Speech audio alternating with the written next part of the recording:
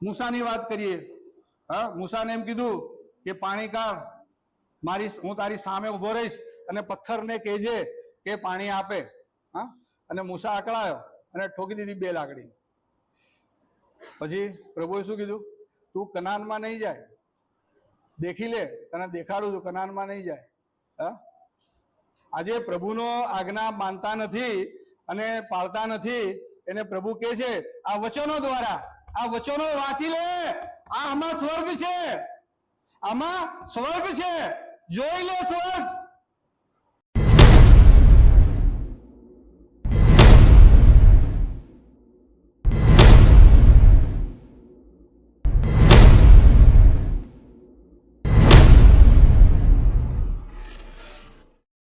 જીવતા પરમેશ્વર, આ સમયને માટે અમે તમારો આભાર માનીએ છીએ.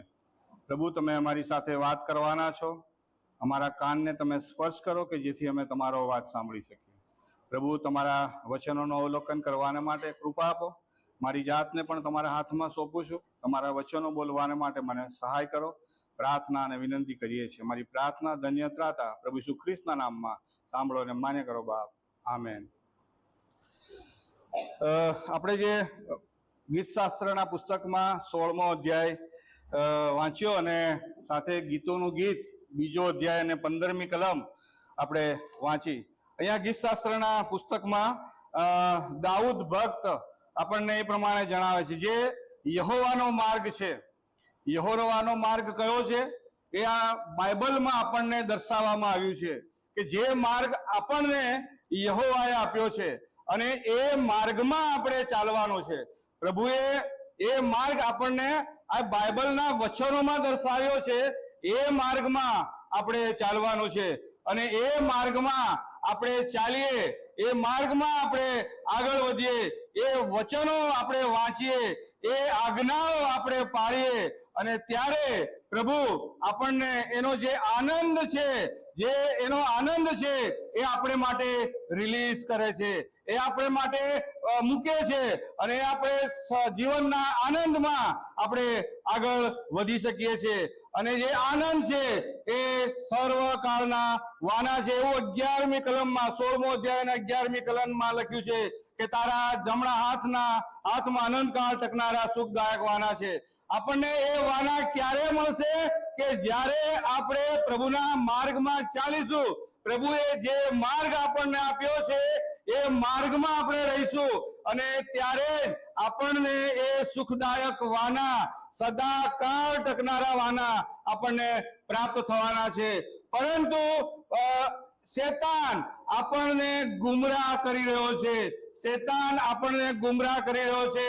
આ પૃથ્વી પરના જીવનમાં આપણે આત્મિક યુદ્ધમાં આગળ વધી રહ્યા છે. પૃથ્વી પરના જીવનમાં આપણે આત્મિક યુદ્ધમાં આગળ વધી રહ્યા છે. પ્રભુની જે ઉત્પત્તિ છે એ ઉત્પત્તિને બગાડવાનું કામ શેતાન કરી રહ્યો છે. કારણ કે શેતાન પરમેશ્વરની વિરુદ્ધ છે. શેતાન પરમેશ્વરની વિરુદ્ધ છે અને પરમેશ્વર, પ્રભુની જે પરમેશ્વરની ઉત્પત્તિ છે તેને બગાડવાનું કામ કરી રહ્યો છે. અને એટલા માટે ગીતોના ગીત અને 2જા અધ્યાયની 15મી કલમમાં એ પ્રમાણે લખ્યું છે કે તે તમારી વાડીને ભેલાડે છે. જે તમારી વાડી છે, જે આનંદ અને સુખદાયક વાના તમારી પાસે છે, જે પ્રભુનો માર્ગ છે, જે સદા અનંતકાલિક આનંદમાં તમે ચાલી રહ્યા છો, આગળ વધી રહ્યા છો, તો એ ભેલાડવાનું કામ એ શેતાન કરી રહ્યો છે. અને એટલા માટે ત્યાં લખ્યું છે કે શિયાળવા, નાના શિયાળવા દ્રાક્ષાવાળીઓને ભેલાડે છે અને તેઓને અમારી ખાતર પકડો, એવું અહીંયા પ્રભુનું વચન કહે છે. નાના શિયાળવા એનો મતલબ એમ થાય કે નાની ભૂલો આપણે કદી એને પાપ ગણતા નથી. નાની ભૂલો એ આપણે એને પાપ કરતા નથી.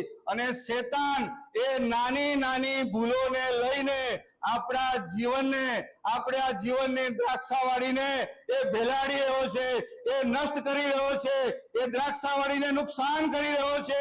એમાં જે ફૂલ લાગ્યા છે એ ફૂલને તે તોડી નાખે છે અને આપણી જીવનવાળીને એ નષ્ટ કરી રહ્યો છે. માટે સાવચેત રહો, સાવધાન રહો, કારણ કે શેતાન એ બહુ દુષ્ટ છે અને શેતાન એ આપણે બહુ ચાલાક છે. શેતાન બહુ હોશિયાર છે અને તે આપણે જો ચોકન્ના નહીં રહીએ, ચાલાક નહીં રહીએ, આપણે પ્રભુના વચનોમાં નહીં રહીએ તો શેતાન ગમે ત્યારે આપણને પાડી નાખવાના માટે કોશિશ કરે છે. આપણે આ પૃથ્વી પરના જીવનમાં આત્મિક યુદ્ધમાં આગળ વધી રહ્યા છે અને આ આત્મિક યુદ્ધ એ તો પરમેશ્વર અને શેતાન વચ્ચેનું છે. પરંતુ શેતાન આપણને આપણા જીવનને નષ્ટ કરવાના માટે હંમેશા કોશિશ કરે છે. ભલે પરમેશ્વર પિતાએ ઈસુ ખ્રિસ્તે વધસ્તંભ પર પોતાનું જીવન આપ્યું, જીવન આપીને આપણા પાપોની માફીને માટે એ રક્ત વેવડાવ્યું, આપણને પાપોની માફી મળી ગઈ. જેટલાએ તેના નામ પર વિશ્વાસ કર્યો તેટલા દેવના છોકરા થવાનો તેને અધિકાર મળ્યો અને આપણે દેવના બાળકો છે.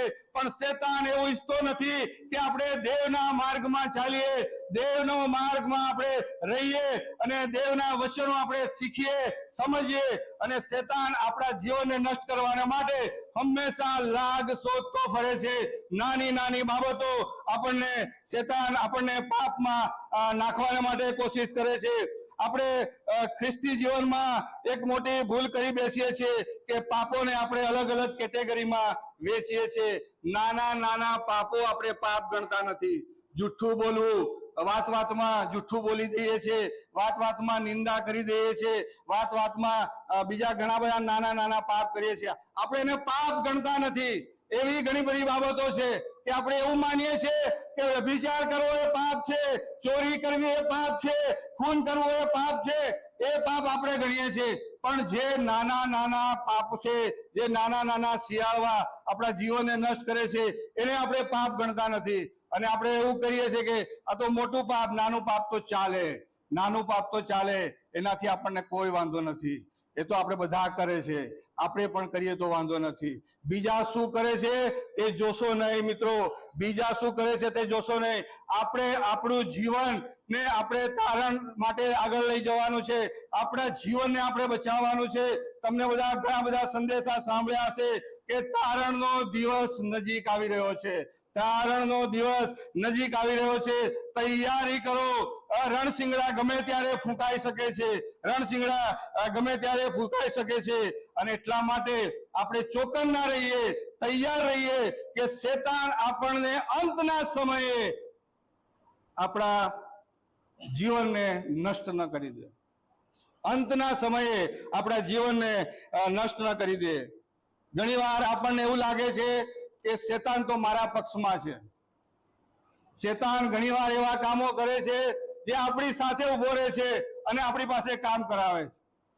આપણી બાજુમાં ઉભો રહે શેતાન અને આપણી પાસે કામ કરાવે અને આપણને એમ લાગે છે કે શેતાન તો મારા પક્ષનો છે.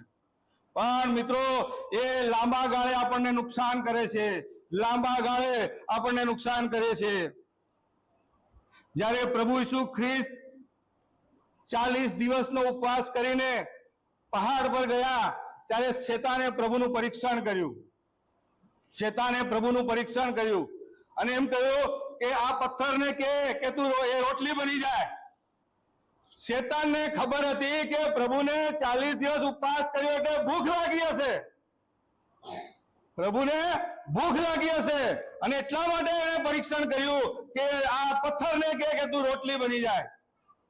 પણ પ્રભુએ એના વચનો, પરમેશ્વરના જે વચન છે એ વચન દ્વારા શેતાનને નસાડી મૂક્યો અને વિરોધ કર્યો. 3 વખત એને પ્રભુનું પરીક્ષણ કર્યું અને પ્રભુએ વચન દ્વારા શેતાનનો સામનો કર્યો અને ત્યારે શેતાન ત્યાંથી નીકળી જાય છે.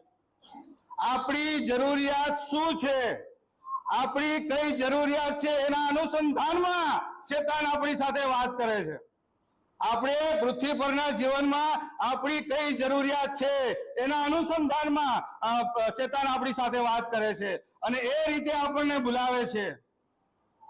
આપણી જરૂરિયાતને પૂરી પાડવાની કોશિશ કરે છે અને એવું કહે છે કે હું તારો હિતેચ્છુ છું. શેતાન એવું બતાવે છે કે હું તારો હિતેચ્છુ છું અને આપણે ઘણી બધી વાર એના ફાંદામાં ફસાઈ જઈએ છીએ. બુદ્ધિ વાપરે છે શેતાન, આપણને ફસાવાને માટે, આપણને ફસાવાને માટે એ બુદ્ધિ વાપરે છે. બીજો કોરિન્થી બીજો અધ્યાય અને 11મી કલમમાં શું કહે છે? બીજો કોરિન્થી બીજો અધ્યાય અને 11મી કલમમાં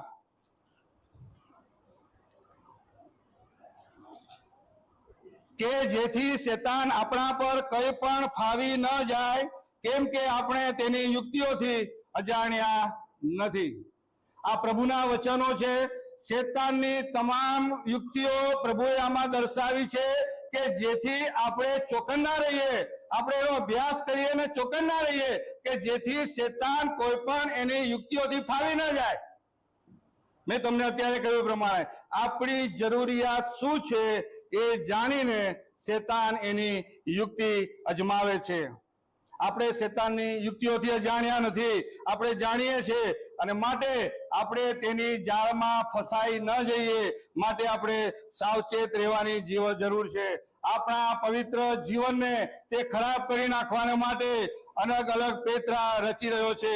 ઘણા બધા સેવકોના તમે જીવનો જોયા છે, ઘણા બધા લોકોને આપણે જોયા છે કે પ્રભુમાં ચાલ્યા અને શેતાનની ફાંદામાં ફસાઈ ગયા, અને પછી ઘણા બધાએ પોતાની સેવાઓ છોડી દીધી અને રફે દફે થઈ ગયા. ઘણા બધા સેવકો એવા હોઈ શકે કે એ રફે દફે થઈ ગયા, શેતાનની જાળમાં ફસાઈ ગયા અને તેઓ આગળ વધી ન શક્યા. જીવનના અંત સુધી ટકશે તે તારણ પામશે.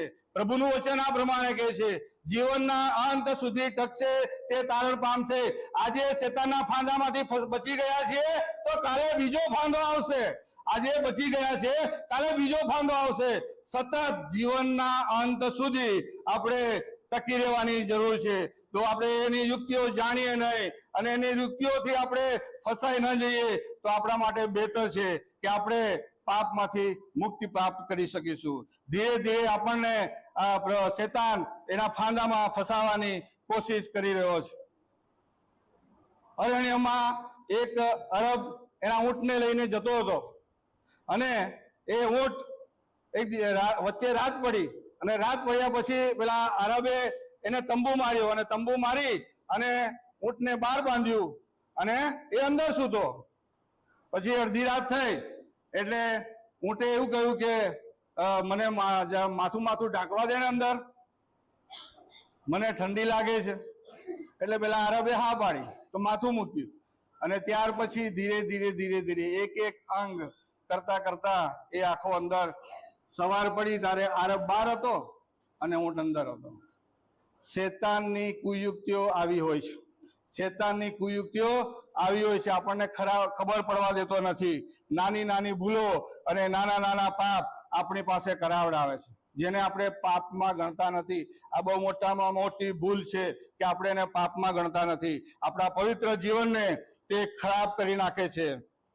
શેતાનની ચાલાકીને આપણે સમજીએ, શેતાનની ચાલાકીને આપણે સમજીએ અને આપણે સાવધાન થઈ જઈએ, કારણ કે શેતાન બહુ હોશિયાર છે.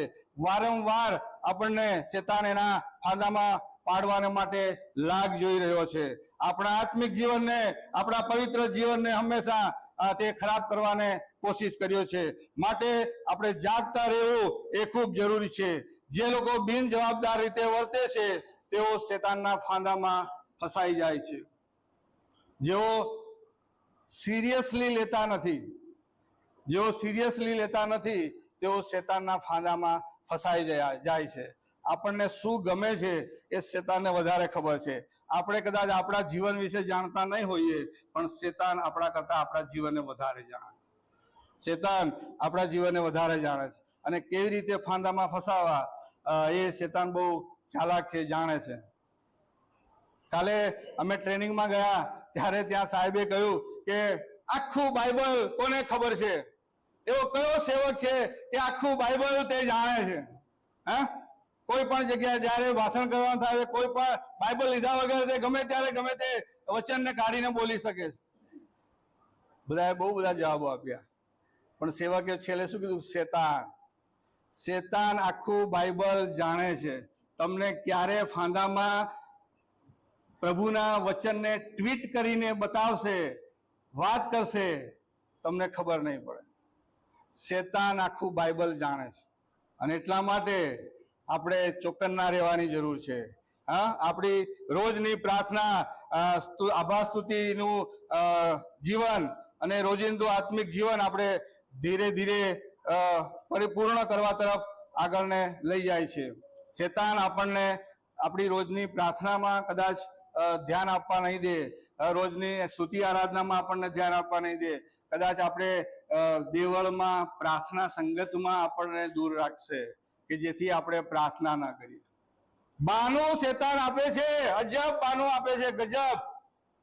હા, દેવળમાં પ્રાર્થના શા માટે? તું તો ઘેર કરે જ છે ને પ્રાર્થના, દેવળમાં કરે તો જ માન્ય થાય એવું શું જરૂરી છે? એવું કે કઈ વાંધો નથી. હા, તું પ્રભુની નજીક જ છે એવું કે આપણને, તું પ્રભુની નજીક જ છે, આપણને એશ્યોરન્સ આલે શેતાન. હા, તારે આવું કઈ કરવાની જરૂર નથી, તું તો પ્રભુની નજીક જ છે. આપણે શેતાનના ફાંદામાં ફસાઈ જઈએ છીએ. શેતાન બહુ ચાલાક છે મિત્રો, અને ગમે ત્યારે આપણા જીવનને એ નષ્ટ કરી શકે છે. અને એટલા માટે આપણું આનંદિત જીવન નષ્ટ ન થઈ જાય, આપણા દ્રાક્ષાવાડીમાં લાગેલા ફૂલો તૂટી ન જાય, કારણ કે ફૂલો આવે પછી ફળ આવે. હા ને, કોઈનું ફળ આવે પછી ફૂલ આવે એવું બને? પેલા ફૂલ આવે અને પછી ફળ આવે. આપણે ફૂલો જ ના રહે આપણે દ્રાક્ષાવાડીનો, ફળ કઈ લાગવાના હતા? હે, ફૂલ જ લાગવા નહીં દેતો. શેતાન ફૂલને તોડી નાખે છે, બેલાડી નાખે છે, તો ફળ ક્યાં આપવાની વાત જ આવી? ફળ આપવાની તો વાત જ નથી આવતી. અને એટલા માટે આપણા ફૂલ તોડી ન જાય, આપણે આપણા ફૂલ નષ્ટ ન કરી જાય, એટલા માટે આપણે ચોકન્નું રહેવાની જરૂર છે. અને તો જ આપણે પ્રભુને માટે ફળ આપનારા બાળકો બની શકીશું. કારણ કે ફળ આપશે તેને સ્વર્ગમાં ઇનામ મળશે. તમે વાંચ્યું છે? જે કોઈ પરીક્ષણમાંથી પાર ઉતરે છે તેને સ્વર્ગીય મુગટ મળશે. યાકૂબના પત્રમાં આ લખેલું છે. હા, સ્વર્ગનો મહિમા ખૂબ અલગ છે, સ્વર્ગનો મહિમા ખૂબ અલગ છે. આપણે એક દિવસ સ્વર્ગમાં જવાનું છે. હા, આપણે એક દિવસ સ્વર્ગમાં જવાનું છે, પરમેશ્વરની આગળ આપણે ઊભું રહેવાનું છે, આપણે જવાબ આપવાના છે. અને એટલા માટે આપણે એ તૈયારી રાખીએ. આપણે નાની નાની બાબતોમાં પુષ્કળ ધ્યાન આપવાની જરૂર છે. આપણે એને પાપ ગણતા નથી, એ ખરેખર આપણને એક દિવસ નાશમાં લઈ જશે. પ્રેરિતોના કૃત્ય ના 5મા અધ્યાયમાં અનાન્યા અને સાફીરાની વાત છે. પ્રેરિતોના કૃત્ય 5મા અધ્યાયમાં અનાન્યા અને સાફીરાની વાત છે. મંડળીએ ભેગા થઈને એવું નક્કી કર્યું કે આપણે એક જ મિલકત રાખવી, અને જેને જેટલી જરૂરિયાત હોય એ એમાંથી વાપરે. હા, જેટલી જેને જરૂરિયાત હોય એમાંથી વાપરે. અને ફરજિયાત નહોતું, એ મિલકત ભેગી કરવી બધાની ફરજિયાત નહોતી. જેને ઈચ્છા હોય એ મંડળીમાં એ રીતે મિલકત આપે અને એની સાથે રહે. એવું ફરજિયાત છે એવું ક્યાં ત્યાં લખેલું નથી.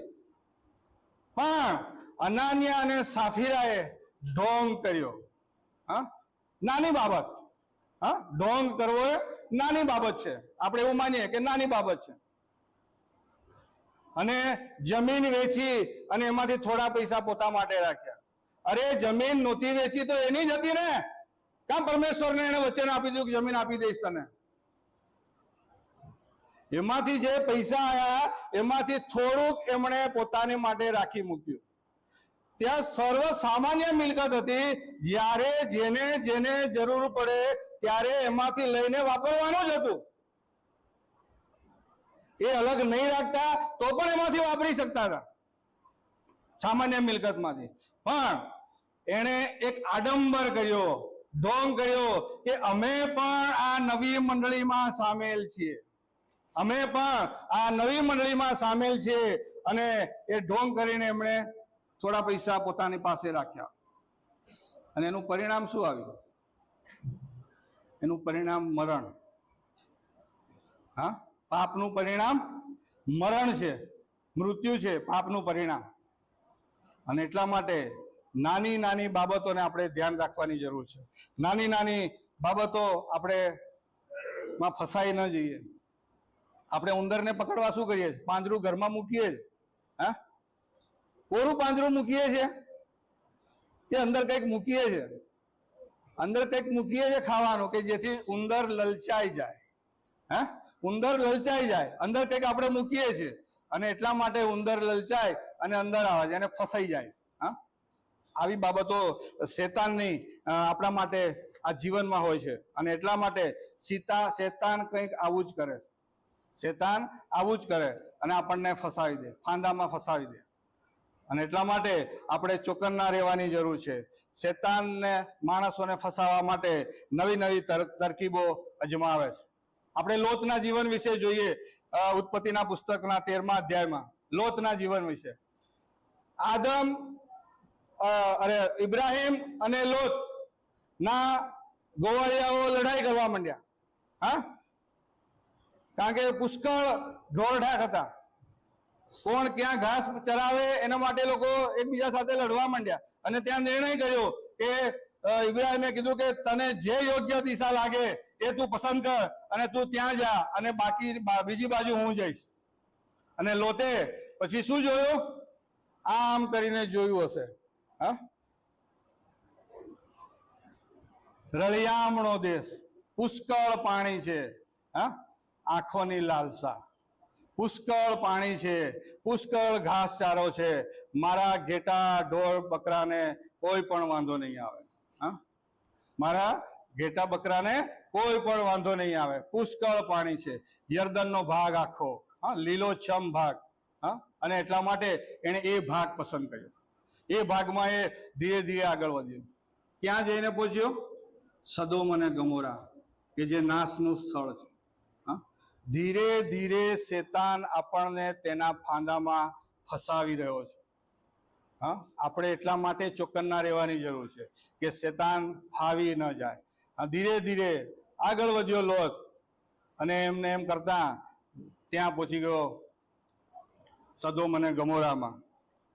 સદોમ અને ગમોરામાં પછી લોતે એની પત્નીને ખોઈ નાખી. કેમ? કારણ કે પ્રભુએ એના દૂત દ્વારા એના કુટુંબને સદોમ અને ગમોરાથી બહાર કાઢ્યું.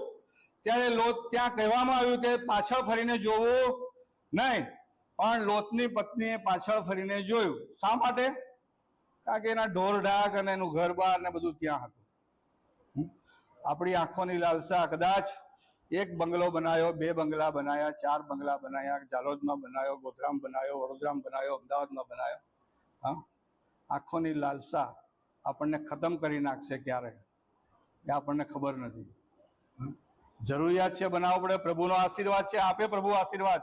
બરાબર, પ્રભુએ આપણને પસંદ કર્યા છે, પ્રભુ આપણને આશીર્વાદ ચોક્કસ આપે. આ બધો પ્રભુનો આશીર્વાદ છે. પણ આંખોની લાલસામાં ફસાઈને આપણે શેતાનના ફાંદામાં ના ફસાઈ જઈએ એનું ખાસ ધ્યાન રાખવાની જરૂર છે. અને એટલા માટે આપણે આપણા જીવનને ચોકન્નું રાખવાની જરૂર છે. જે દિવસે માણસનો દીકરો પ્રગટ થશે તે દિવસે તે પ્રમાણે થશે. તે દિવસે જે ધાબા પર હોય અને તેનો સામાન ઘરમાં હોય તો તે લેવા સારું તેણે નીચે ઉતરવું નહીં. હા, ક્યાં લખેલું છે? લુકની લખેલી સુવાર્તા 17મો અધ્યાય અને 30 ને 31મી કલમમાં. લુકની લખેલી સુવાર્તા 17મો અધ્યાય 30 અને 31મી કલમમાં. અને બીજું એક જગ્યાએ લખેલું છે માથીની સુવાર્તા 24મો અધ્યાય 17 અને 18મી કલમમાં. ધાબા પર હોય અને નીચે ઉતરવું નહીં સામાન લેવા. સામાનને છોડી દેવો, ભૂલી જવો. હા, ખેતરમાં હોય એને ઘેર આવવું નહીં. ઘણું મોડું થઈ ગયું હશે સામાન લેવા ઉતરશો ને, અને ખેતરમાં આવે પાછા આવવા માટે. એટલે આ મિલકતની વાત બતાવી છે જે લોતની પત્નીએ કરી, કે પાછા ફરીને જોયું કે મારા મિલકતનું શું થયું હશે. હા, થોડી ઘણું લઈ લીધું હોત તો પાછું સારું થાત એને બચાવવાને માટે. એટલે છેલ્લા દિવસોમાં એવી દશા આવશે કે કોઈએ જ્યાં છે ત્યાં પ્રભુનો સ્વીકાર કરેલો છે તો ત્યાં જ ઉભા રહીને પ્રભુની સાથે સ્વર્ગમાં ઉચકાઈ જવાનું છે. હા, એટલે એટલા માટે આપણે આપણી જાતને હંમેશા તૈયાર રાખવાની છે. આપણી જાતને જો આપણે તૈયાર ન કરીએ તો આપણે શેતાનના ફાંદામાં ફસાઈ જઈએ છીએ. યોહાન 1 અધ્યાય 42મી કલમમાં શું કહે છે? તે તેને ઈસુની પાસે લઈ આવ્યો. ઈસુએ તેની સામે જોઈને કહ્યું કે તું યોનાનો દીકરો સિમોન છે, તું કેફા કહેવાશે. અહીંયા પિત્તરની વાત કરવામાં આવી છે. હા, પિત્તરની વાત કરવામાં આવી છે. પિત્તર તો કેટલો આમ સ્ટ્રોંગ માણસ હતો, હે? પિત્તરને પ્રભુએ પસંદ કર્યો શિષ્ય તરીકે, તો કેટલો સ્ટ્રોંગ માણસ હતો. હા, પિત્તર કેટલો બધો સ્ટ્રોંગ માણસ હતો. આપણે બાઇબલમાં વાંચીએ છીએ કે એને પથ્થર એટલે વિશ્વાસ, અડગ, હા, અડગ એવો કે પથ્થર જેવો વિશ્વાસ, એમ કદી પણ ખસે નહીં એવો વિશ્વાસ વાળો વ્યક્તિ હતો. હા, અને શેતાન એને ઘણી બધી ખરાબ પરિસ્થિતિમાં મૂકે છે. પથ્થર જેવો સ્ટ્રોંગ અને કડક, હા, મજબૂત વ્યક્તિ હતો પિત્તર. અને છતાં પણ એને પ્રભુએ જયારે એમ કહ્યું કે મારે મરવું પડશે, ત્યારે એને શું કહ્યું? હું તારે માટે મરી જઈશ. હા, શું કીધું? હું તારે માટે મરી જઈશ. પિત્તર ઉતાવળ્યો હતો અને એને એવું કહ્યું કે હું તારે માટે મરી જઈશ, પણ તને છોડું નહીં. પણ છેલ્લા દિવસોમાં પ્રભુનું જ્યારે રાજાની આગળ એને હાજર થવાનું થયું, ત્યારે પિત્તરે પ્રભુનો 3 વાર નકાર કર્યો. 3 વાર પ્રભુનો નકાર કર્યો. ભવિષ્યમાં આજે આપણે સ્ટ્રોંગ છીએ, આજે આપણે પ્રાર્થનામય જીવન જીવીએ છીએ, આજે આપણે બાઇબલ વાંચન કરીએ છીએ, દેવળમાં આવીએ છીએ, પ્રભુની આજ્ઞાઓ પાળીએ છીએ, આપણે સ્ટ્રોંગ છીએ. પણ સતત જીવનના અંત સુધી આપણે પરમેશ્વરની પાછળ રહેવાનું છે. કારણ કે શેતાન ક્યારે આપણને ફસાવી જાય તે આપણને ખબર નથી. માથીની લખેલી સુવાર્તા 16મો અધ્યાય 18 અને 19મી કલમમાં અહીંયા એવું લખેલું છે કે હું પણ તને કહું છું કે તું પિત્તર છે, અને આ પથ્થર પર હું મારી મંડળી બાંધીશ. તેની વિરુદ્ધ હાડેસની સત્તાનું જોર નહીં ચાલે. આકાશના રાજ્યની કૂચીઓ હું તને આપીશ, ને પૃથ્વી પર તું જે કંઈ બાંધશે તે આકાશમાં બંધાશે, અને પૃથ્વી પર તું જે કંઈ છોડશે તે પણ છોડાશે. આ 18 થી 19મી કલમમાં પ્રભુ એને એકદમ સ્ટ્રોંગ માણસ બતાવે છે, એકદમ સ્ટ્રોંગ. અને ત્યાર પછી 23મી કલમમાં શું કહે છે? ઓ શેતાન, તું મારાથી દૂર જા. હા, તરત જ શેતાન, તું મારાથી દૂર જા. ક્યારે શેતાન આપણને એના ફાંદામાં ફસાવી દેશે એ આપણે જાણતા નથી. સ્વર્ગના રાજ્યની ચાવીઓ આપવા માટે ઈસુ તૈયાર થઈ જાય છે, અને થોડી જ વારમાં એને શેતાન તરીકે સંબોધન કરે. હા, શેતાન તરીકે, કે તું મારાથી દૂર રહે. ની આપણે વાત કરીએ, પ્રભુએ એની શિષ્ય તરીકે પસંદગી કરી, અને પ્રભુ મર્યા ત્યાં સુધી સાથે રહ્યો. કેટલા બધા ચમત્કાર જોયા હશે, કેટલા બધા ભાષણો સાંભળ્યા હશે, કેટલી બધી લોકોને સાથે પ્રભુએ વાત કરી, બધું જ સાંભળ્યું હશે, કારણ કે પ્રભુની સાથે હતો. પણ છેલ્લે પ્રભુને એને વેચી દીધું, 30 રૂપિયામાં વેચી દીધું. लालच बुरी बला है. हाँ, लालच बुरी बला है. लालच આપણને ગમે ત્યારે ગમે તે કરવાતો હોય, શેતાન પ્રેરી નાખે. આપણે લાલચને બહુ અહમ આપતા નથી કે પાપ ગણાય, હે ને? એટલે નાની નાની બાબતોમાં નાના શિયાળવા આપણી દ્રાક્ષાવાળીને ભેલાડે છે, અને એટલા માટે આપણે હંમેશા તૈયાર રહેવાની જરૂર છે. કેટલા બધા ચમત્કારો એને જોયા હશે યહૂદા ઇસ્કારિયોતે. હા, છતાં પણ જો એ થઈ ગયો, પ્રભુને વેચી દીધો, લાલચમાં ફસાઈ ગયો, તો આપણે તો પ્રભુના વચનો આપણી પાસે છે. હા, વચનો વાંચીએ છીએ, નથી વાંચતા ખબર નહીં મને, પણ એ પ્રમાણે આપણે જો નથી વાંચતા તો પ્રભુથી અવશ્ય દૂર હોઈશું. અવશ્ય જો નથી વાંચતા, પ્રભુની સંગતમાં નથી આવતા, હા, તો આપણે અવશ્ય દૂર. જેઓ સંગતમાં આવે છે તેમને માટે પ્રભુનો આભાર. મંગળવારની સંગતમાં આવે છે, ગુરુવારની સંગતમાં આવે છે, ચર્ચમાં આવે છે, પ્રભુનો આભાર. मंजिल तो मिल जाएगी भटकते भटकते, मंजिल तो मिल जाएगी भटकते भटकते, गुमराह तो वो लोग हैं जो घर से निकले ही नहीं, गुमराह तो वो लोग हैं घर से निकले ही नहीं, દેવળમાં આવવા જ નહીં નીકળતા, એ ગુમરાહ છે. આપણે તો કદાચ આજે વચન સાંભળ્યું, કાલે વચન સાંભળ્યું, ગુરુવારે સાંભળ્યું, પ્રાર્થના સંગતમાં જોડાયા, બુધવાર મંગળવારની બાઇબલ સ્ટડીમાં જોડાયા, બીજી મીટિંગોમાં જોડાયા, અહીં સાંભળ્યું, ત્યાં સાંભળ્યું, ને કદાચ આપણને એમ કરતા કરતા આપણા જીવનમાં બદલાવ થઈ જશે, ફેરફાર થઈ જશે અને આપણે રૂપાંતર થઈ જઈશું. પણ જેઓ ઘેરથી જ નહીં નીકળતા એમના માટે મોટો પ્રશ્ન છે, એક મોટો પ્રશ્ન છે એમના માટે. તમારી આડોશ પાડોશમાં તો કેજો, વિજયભાઈ આવું ભાષણ કર્યું હતું એમ, મને વાંધો નથી, કેજો. પ્રભુના લોકની સંગતમાં આવું શા માટે નથી ગમતું?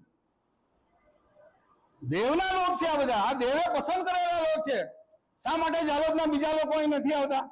આપણે જ આવીએ છીએ કારણ કે આ પસંદ કરેલી પ્રજા છે.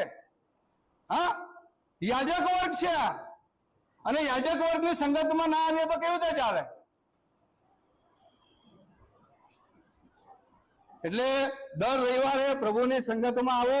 આ તમે લોકોની સંગતમાં નથી આવતા, લોકોને જોવા નથી આવતા, લોકો શું કરે છે આપણે જોવાનું નથી. અહીં આવીને બધાની સાથે દેવની સંગત કરવાની છે કે જ્યાં દેવનો આત્મા રહે છે.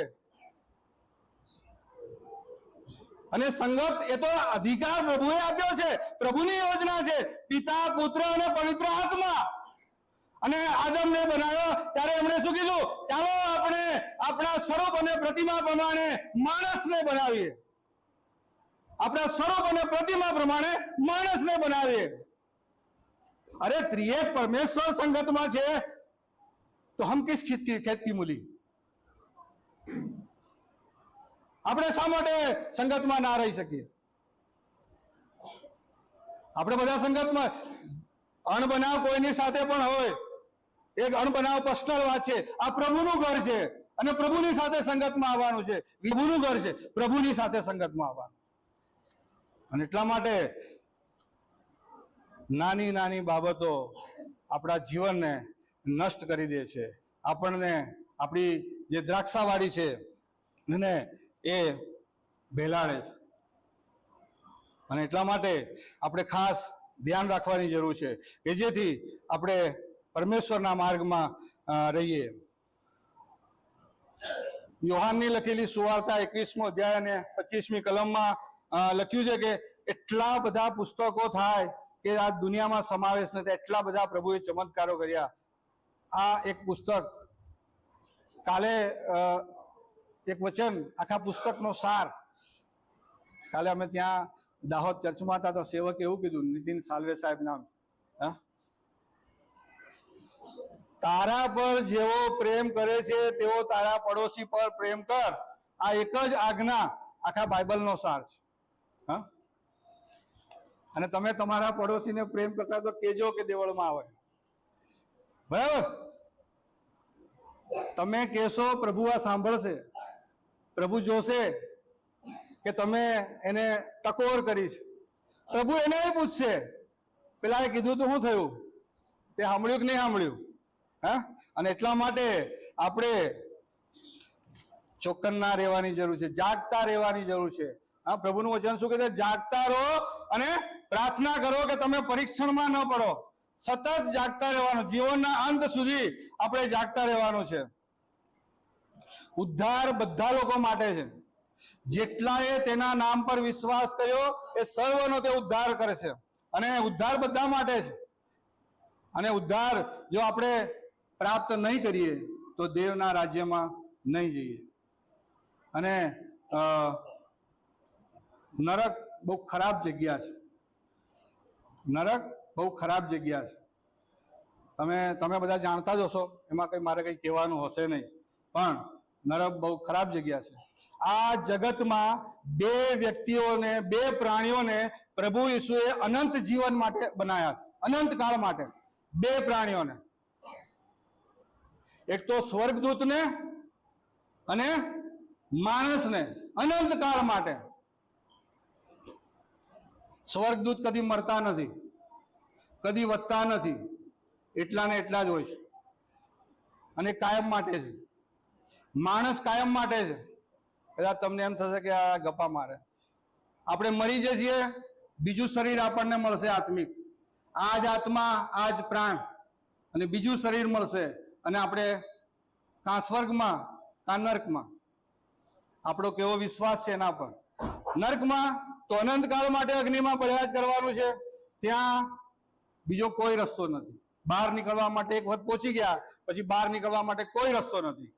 અને સ્વર્ગમાં પહોંચી ગયા તો ત્યાંથી બહાર કોઈ કાઢી મૂકવાનું નથી.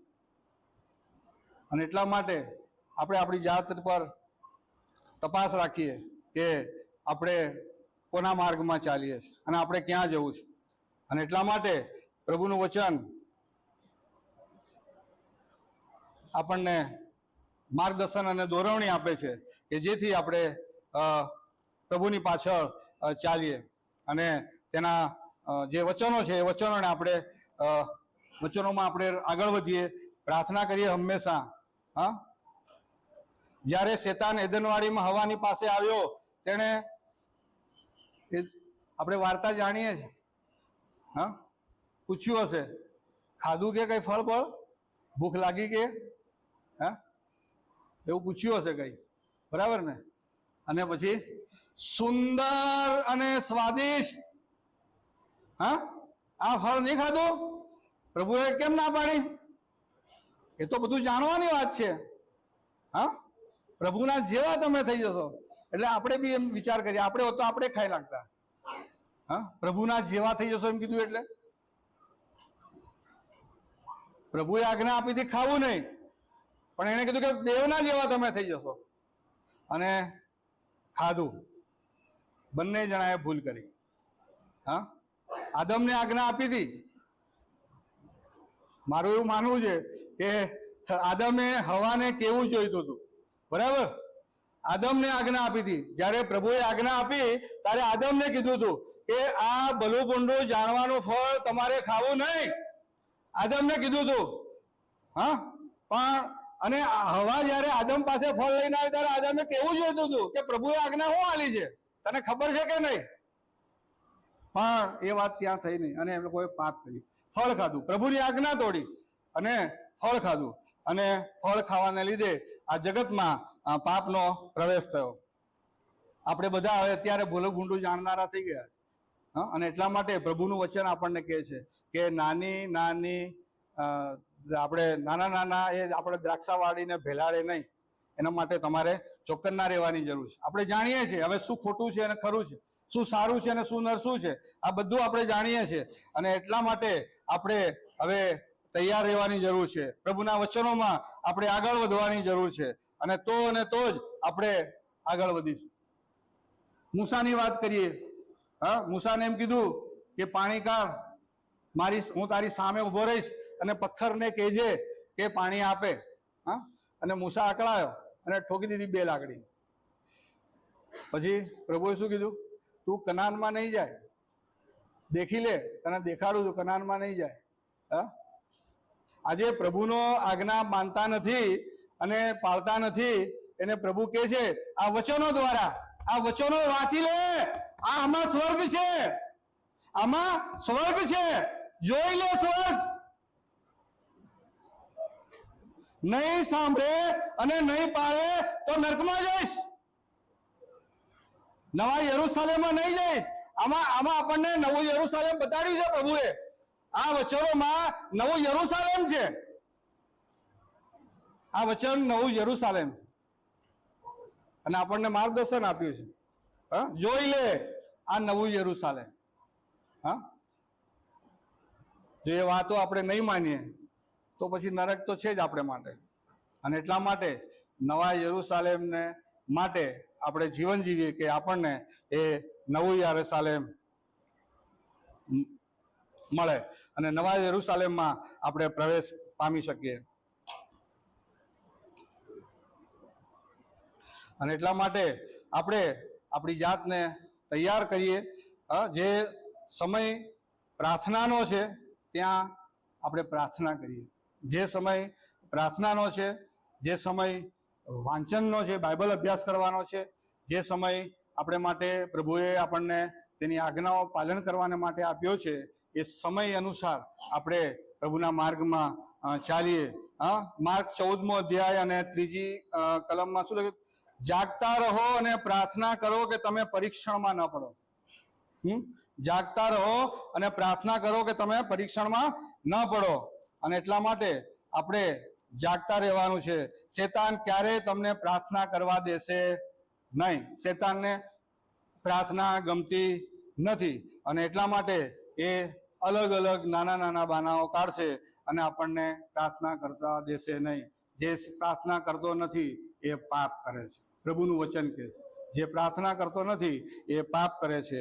અને શેતાન તમને પરમેશ્વરના સંપર્કમાં રહેવા દેવા માંગતો નથી. આ પૃથ્વી પરનું આપણું આત્મિક યુદ્ધ છે. આ આત્મિક યુદ્ધમાં આપણે સતત અને સતત શેતાનને પરમેશ્વરે વધસ્તંભ પર હરાવી દીધો છે, પણ આપણે આપણા હથિયાર લઈને સજ્જ રહેવાનું છે. આપણે ઊભા રહેવાનું છે, પણ આપણે સજ્જ થઈને ઊભા રહેવાનું છે. જે આત્મિક હથિયારો એફેસીના પત્રમાં લગભગ 5મા અધ્યાયની કલમમાં 10 થી 18 કલમમાં આપ્યા છે કે હથિયાર આપણે સજ્જ થઈને ઊભું રહેવાનું છે, કે જેથી શેતાન આપણને ડરાવી ન શકે, આપણને હરાવી ન શકે. પરમેશ્વરે એને હરાવી. આ લડાઈ પરમેશ્વરની છે. આ લડાઈ પરમેશ્વરની છે, પણ ચોક્કનનું આપણે રહેવાનું છે અને આપણે ઊભું રહેવાનું છે. આપણે તૈયાર રહેવાનું છે, જેથી પ્રભુ આપણા માટે લડશે. કારણ કે આપણે પ્રભુના બાળકો છે અને પ્રભુ એવું ઈચ્છતો નથી કે મારા બાળકો નાશ પામે. પ્રભુ એવું ઈચ્છતો નથી કે મારા બાળકો નાશ પામે. અને આપણે પ્રભુના માર્ગમાં રહીશું તો આપણે આગળ વધીશું. નાની નાની ભૂલો આપણા આનંદમય જીવનને નષ્ટ કરી નાખે છે. પ્રાર્થના ન કરવાને કારણે આપણે શેતાન સામે ટકી શકતા નથી, લડી શકતા નથી. મિસરમાંથી નીકળ્યા બાદ અમાલેકીઓએ મળ્યા હતા રસ્તામાં ઇસ્રાયલ પ્રજાને. મિસરમાંથી નીકળ્યા બાદ અને મૂસા 2 હાથ કરીને ઉભો રહ્યો અને પર્વત પર અને હાથ કરીને ઉભો રહ્યો, ત્યારે હાથ નીચે પડે તો ઇસ્રાયલ હારે અને હાથ ઊંચા થાય તો ઇસ્રાયલ જીતે. આપણા હાથ સતત ઊંચા રહેવા જોઈએ. આપણી પ્રાર્થનાની વેદી સતત સળગતી રહેવી જોઈએ. અને જો પ્રાર્થનાની વેદી સળગતી રહેશે તો શેતાનની કોઈ તાકાત નથી કે આપણને હરાવી શકે. શેતાનની કોઈ તાકાત નથી કે આપણને હરાવી શકે. ઘણીવાર આપણે પ્રાર્થનાને સિરિયસલી લેતા નથી. મારી વિનંતી છે, 2 હાથ જોડીને નમ્ર વિનંતી છે કે આપણે પ્રાર્થનાને સિરિયસલી લેતા નથી, પણ સિરિયસલી લો. હવે આપણે છેલ્લા સમયમાં આવી ગયા છે. ઘણી બધી ભવિષ્યવાણીઓ પૂરી થવા જઈ રહી છે. ઘણા બધા સેવકોના તમે યુટ્યુબ પર સંદેશાઓ સાંભળતા હશો અને એ લોકો બધા જ એવું જ કહે છે કે છેલ્લી ઘડી આવી ગઈ છે. ગમે ત્યારે પ્રભુ લેવા આવશે અને સૌ પ્રથમ મંડળીને પ્રભુ લઈ જશે. સૌ પ્રથમ મંડળીને લઈ જશે. મંડળીને લેવા માટે જમીન પર આવવાના નથી. પ્રભુ વાદળમાં રહેશે અને ત્યાંથી મંડળીને ઉચકી લેશે. અને પછી જે બાકી રહ્યા એ 7 વર્ષના ક્લેશકાળમાં જશે. ત્યાર પછી ક્લેશકાળનો સમય આવશે 7 વર્ષનો. એ 7 વર્ષના ક્લેશકાળમાં જશે. ત્યાર પછી બાકી રહ્યા એ 666 વાળી વાત ત્યાં આવશે પાછી. બરાબર ને? અને એટલા માટે આપણે પ્રભુ જ્યારે લેવા આવે ત્યારે આપણે ઉંચકાઈ જઈએ. તેના માટે આપણે સર્વ તૈયારી, હું અને તમે બધા, બરાબર, આ બધાને માટે છે. એટલે હું અને તમે આપણે બધા તૈયાર રહીએ કે આપણે પ્રભુની સાથે ઉંચકાઈ જઈએ. આનંદિત જીવન પરમેશ્વરે આપણને આપ્યું છે.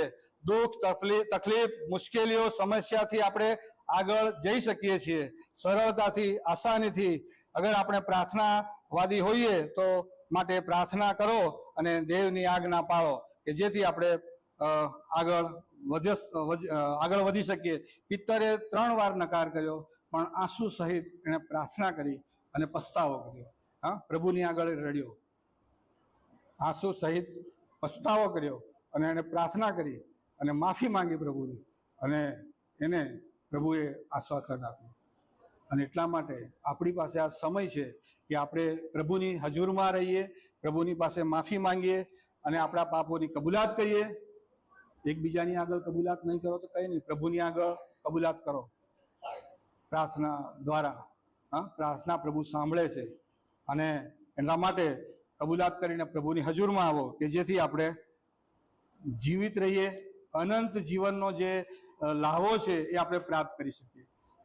ખાસ એ જ મારે કહેવાનું કે નાના નાના શિયાળવા આપણી દ્રાક્ષાવાળીને ભેલાડે નહીં, એના માટે આપણે તૈયાર રહીએ, જાગતા રહીએ અને પ્રાર્થના કરીએ કે જેથી આપણે પરીક્ષામાં ન પડે. પ્રભુ તેમ કરવાને માટે આપણને મદદ કરો. આમેન. આપણે પ્રાર્થના કરીએ, ટૂંકી પ્રાર્થનામાં જઈશું. જીવતા પરમેશ્વર, તમારો આભાર માનીએ છીએ, તમારી સ્તુતિ કરીએ છીએ.